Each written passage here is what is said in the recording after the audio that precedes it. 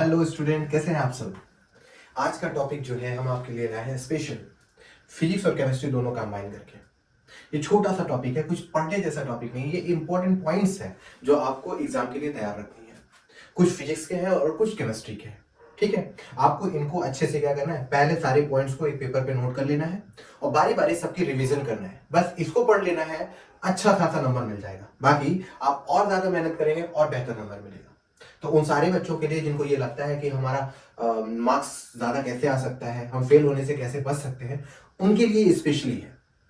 यानी अच्छा स्कोर करने के लिए कम वक्त में ज्यादा से ज्यादा चीजें हैं। तो कॉपी पेन निकाल लीजिए और दिए गए पॉइंट्स को नोट कर लीजिए।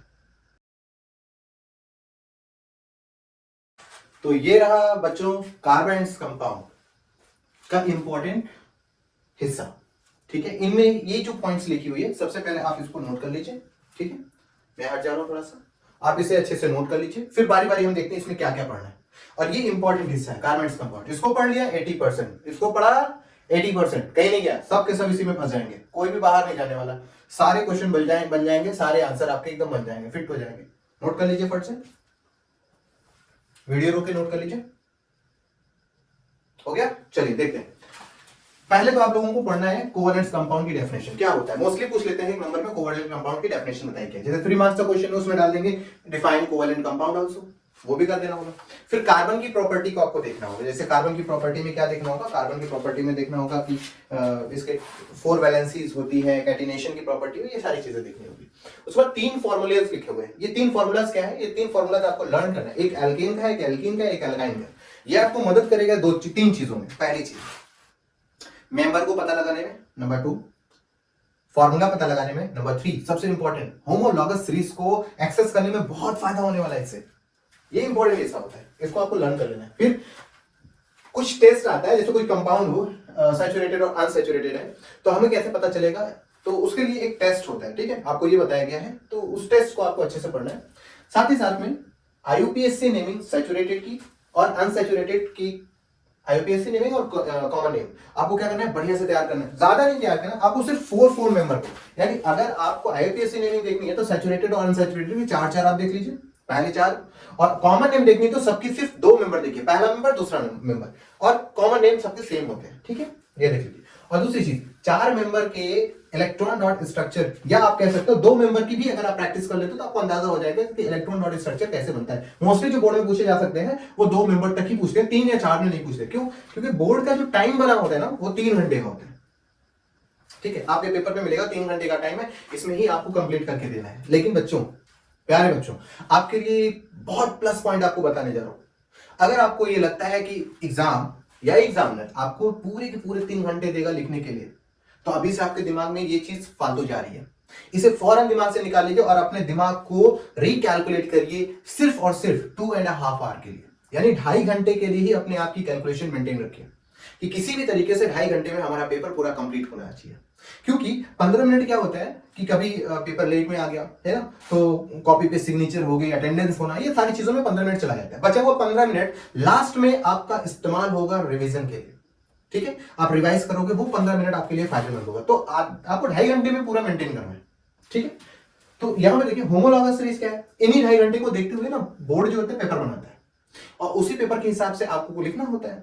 तो बहुत बड़ा लेंदी पेपर बनाएगा नहीं, बहुत ज्यादा टफ पेपर भी नहीं बनाता, बहुत इजी पेपर भी नहीं बनाता। थोड़ा सा आप पढ़ लीजिए, थोड़ा सा आप एनसीईआरटी को सॉल्व कर लीजिए, आपको सब कुछ छोड़ जाना है, सारे क्वेश्चन को टच कर लेंगे आप। फिर आपको क्या पढ़ना है, होमोलॉगस सीरीज पढ़ लेना है, केमिकल प्रॉपर्टीज पढ़ लेनी। होमोलॉगस सीरीज में आप आइडेंटिफिकेशन कर ले, मैंने करा रखे 2-3 क्वेश्चंस है ना, कि 4 कंपाउंड दिए होंगे हाइड्रो कंपाउंड के, हाइड्रोकार्बन के, तो बोलेगा इन चारों में कौन होमोलॉगस, सेम होमोलॉगस सीरीज से बिलोंग करता है। इस तरह का क्वेश्चन बोर्ड में आ सकता है, उसके आइडेंटिफिकेशन देना है। केमिकल प्रॉपर्टी में आप अल्कोहल और कार्बोक्सिलिक एसिड को देख लेना है। अब उनमें कौन सी चीजों को देखना है, यहाँ पे लिखे हुए हैं। सोप और डिटर्जेंट में क्या देखना है, सोप और डिटर्जेंट में बहुत कुछ नहीं देखना है। बहुत रेयरली पूछा जाता है कि मैकेनिज्म बताइए सोप और डिटर्जेंट का, है ना, क्लीनिंग एक्शन में, बहुत रेयरली। आपको मालूम ही है ना, धोबी वोबी कैसे धुलते हैं कपड़ा वपड़ा बढ़िया से। आप लोग खुद तो वॉशिंग मशीन का इस्तेमाल करते होंगे ना, तो किस तरीके से वो काम करते हैं, वो सारी चीजें आप अपने हाथ से बना के लिख सकते हैं। क्लियर है? उसमें आपको जो याद रखना है वो लिमिटेशन है। सोप की कुछ कमी होगी, डिटर्जेंट की कुछ कमी हो, उसे लिमिटेशन कहा जाएगा। डिटर्जेंट का कुछ फायदा होता है सोप के कंपैरिजन में, वो हेल्पफुल में आपको लिखना है, याद रखना है। ठीक है, फिर आपको देखना है यहाँ पे हाइड्रोजिनेशन इसके बारे में अच्छे से पढ़ लेनी है। हाइड्रोजन दिया जाता है। डिहाइड्रेशन, पानी को बाहर निकालना है, कैसे? H2SO4 देके हीट कर देना है। ऑक्सीडेशन क्या करना है? एक बार ऑक्सीजन देना है और Cu लगा के, जैसे O है नेसेंट ऑक्सीजन, आप इसे दोगे तो क्या होता है, जो हिस्सा है ना यहाँ पर अल्कोहल, वो किस में कन्वर्ट हो जाता है? वो हो जाता है कार्बोक्सिलिक एसिड में। अगर आप कॉपर का इस्तेमाल करते हो तो क्या होता है, वही अल्कोहल आपका एल्डिहाइड में कन्वर्ट हो जाता है। ठीक है, और उनके लिए देखिए मालूम ही है कैटलिस्ट का इस्तेमाल यहाँ पर। कंबक्शन है, ऑक्सीजन का इस्तेमाल करना है। सैक्रिफिकेशन हाइड्रोलिसिस ऑफ एस्टर को कहते हैं। एस्टरिफिकेशन किससे कराना है? H2SO4 के हिसाब से कराना है। ठीक है, वाटर बाहर निकल जाता है इसमें से। रिक्वायर्ड टेम्परेचर, हर किसी न किसी में टेम्परेचर का इंपॉर्टेंस है। वो टेम्परेचर क्या हो सकता है? 173, 443 और 100 डिग्री, है ना, सेल्सियस। इनको याद रखना है, कहां पर इसका इस्तेमाल है, इसको ध्यान में रखना है। फिर सब्स्टिट्यूशन रिएक्शन होता है। सब्स्टिट्यूशन किसमें होता है? बोला जाता है इसको हाइड्रोजनेशन, या सॉरी हैलोजिनेशन के नाम से भी इसको जानते हैं। ठीक है, किसके प्रेजेंस में? हॉलाइट के प्रेजेंस में होता है। बॉन्ड बहुत कमजोर होता है, आसानी से वो टूट जाते हैं। फिर कैटलिस्ट कुछ इस्तेमाल होते हैं, आपको ये कैटलिस्ट याद रखनी है। ठीक है, कॉमन नेम, IUPAC नेम किसके याद रखने? ये कुछ कंपाउंड्स।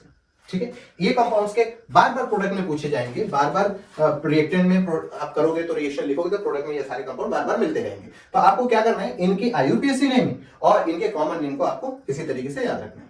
ठीक है, अब एक ही चीज और है, अगर आपको याद करने का एक छोटा सा ट्रिक देखना है तो वो ट्रिक क्या है? देखो, अगर मैं एक कार्बन का यूज करूं और अगर मैं 2 कार्बन का यूज करूं, समझिए, थोड़ा समझिए ना, बताते हैं।